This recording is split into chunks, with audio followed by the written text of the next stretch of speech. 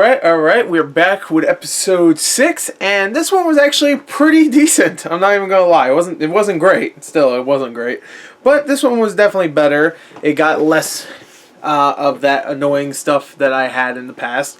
There was a couple of board meetings, but even those were actually more interesting than the other ones because of what happened. I'll explain in a second. But anyway, this one starts off with a bang. It has a maybe 2 minute long roll call of all the assassins that Danny Rand will have to fight later on in the episode, which I'll explain that too. One of the assassins, while murdering people, he sings "Take On Me." So immediately, that guy is likable. He's singing "Take On Me" in a karaoke session while murdering a bunch of people.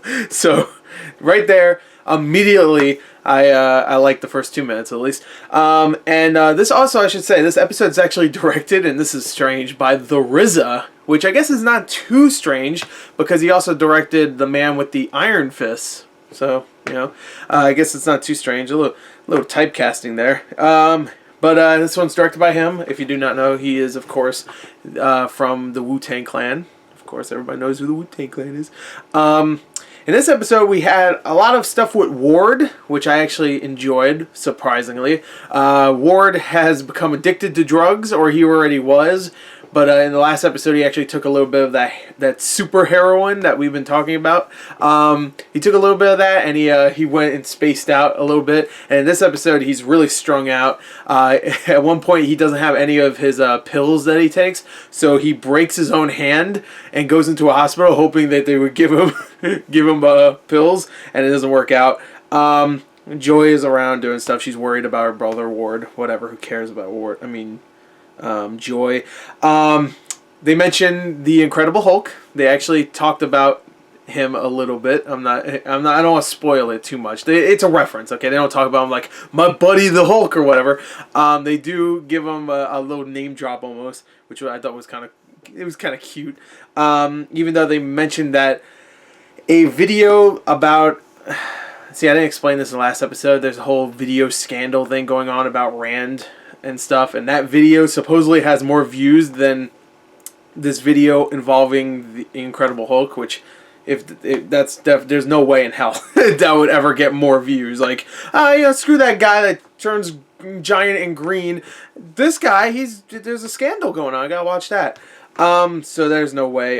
Danny gets challenged by the Hand in this episode, by the way. That's actually in the beginning of the episode. He gets challenged because he has to go and save the daughter of the chemist, the heroin chemist that he rescued in the last episode, and he has to challenge them to get her back and also make sure that the Hand stays away from anything Rand Enterprises related.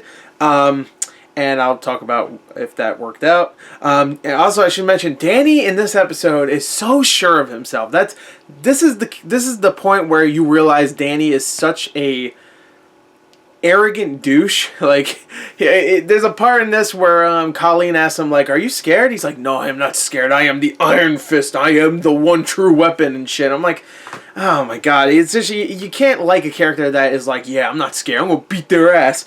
Even if he does, still, it just, I don't know. Whatever. Claire and Colleen have a little story where they have to bring the heroin maker. I can't remember his name, but the guy that got stabbed in the last episode that makes all the heroin, the super heroin. They take him to the hospital, even though that is obviously a dumbass idea, because of course immediately the Hand is all over that and take the guy, and they have to go and try to find him, and it doesn't work out. So that's their little story. You get a little Colleen action scene. You get some action scenes in this, and they were actually well shot considering. Well, actually, not considering. I guess RZA is a really big martial arts fan. Obviously, Wu-Tang Clan. But he's a really big martial art fan, so he actually made sure to make sure the choreography was really well done, and he actually made sure to direct it and shoot it well. So I give him credit there. He actually made the fighting scenes seem halfway decent this time.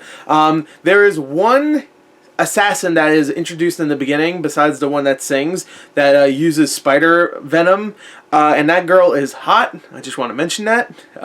And she has a really awesome moment where Danny is like, because she poisoned him already at this point, he's like, "I need to get the poison out of me," so he meditates, and he's just standing there right in front of the girl, and she's like, "What the fuck?" And she just super kicks him right in the face. He's like, "Bark!" I thought that was amazing. That shot was beautiful. I laughed my ass off.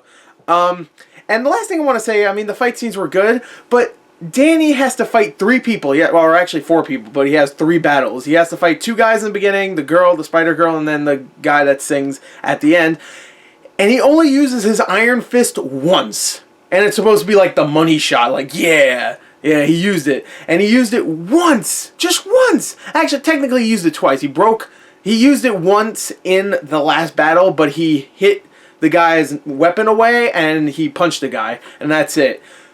For a motherfucker named Iron Fist, he only uses it occasionally. I'm guessing maybe it's because the special effect costs too much or something, which is not that great of a special effect. It's some like After Effects glow on his hand, which, I mean, admittedly looks cool, but it can't cost that much. So I don't know, maybe they're trying to make it a more special thing, but I don't know. His name is Iron Fist. That's like if Iron Man never had his suit, which I guess is Iron Man 3, if you think about it. But, well, that's the episode.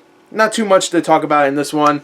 It's getting a little bit better, though. I did like the Ward stuff. Ward is becoming a better character to me, and the actor's actually doing a better job. There's some funny moments, unintentional or not.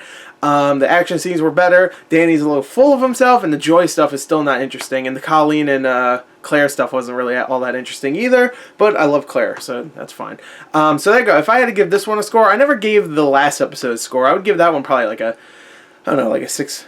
Maybe. This one I'd give a 7. I'd give this one a 7. So this is the best episode yet, and goes to show you that you have to hire a rapper to make your show better, your martial arts show better. So there you go. Anyway, thank you and goodbye.